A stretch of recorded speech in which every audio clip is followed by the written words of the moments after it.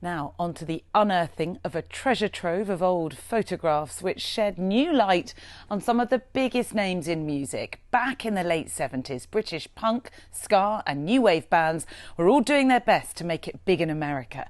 And there to document those moments in music was the Brighton-based photographer Spike Woolster. But his pictures were hidden away for years, as Piers Hopkirk now reports.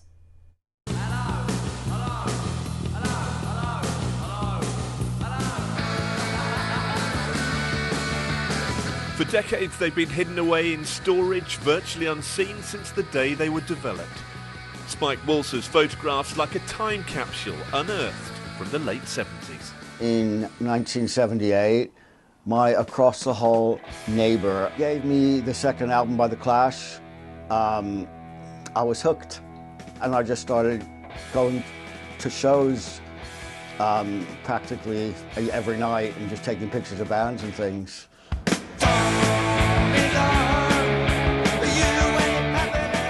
Spike was an ever-present on the LA music circuit, charting the arrival of British bands as they sought to break America.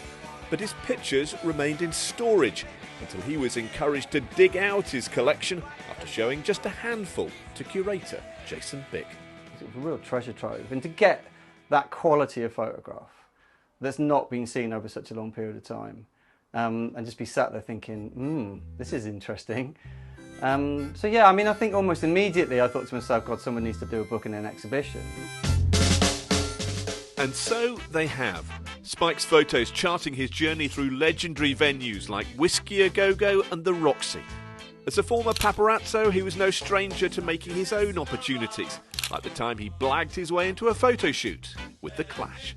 There was another photographer that was working for The Clash, setting up the photo shoot, and she turned around and she saw me there with my camera and flipped out and just, "What are you doing? This is my shoot." And we stopped. All right, but I had these pictures already, which are great.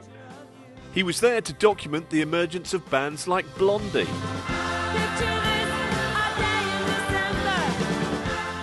I think it was impossible to get a bad shot of Debbie Harry. I mean, she was just so photogenic.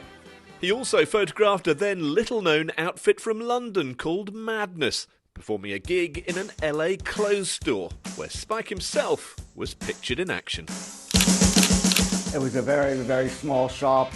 Everybody was crowded into there, and it was madness. Madness, madness, they call it madness. It was interesting to see these pictures, to get an idea of what the reaction was and what the atmosphere was like at these gigs. And they're not just like snapshots of gigs, these are proper photos. Some of these photos are actually some of the best live shots of some of the classic bands of that time. From its birth in Brighton, the exhibition's set to tour London and Manchester, bringing fresh focus to a small slice of music history. Piers Hopkirk, BBC South East Today.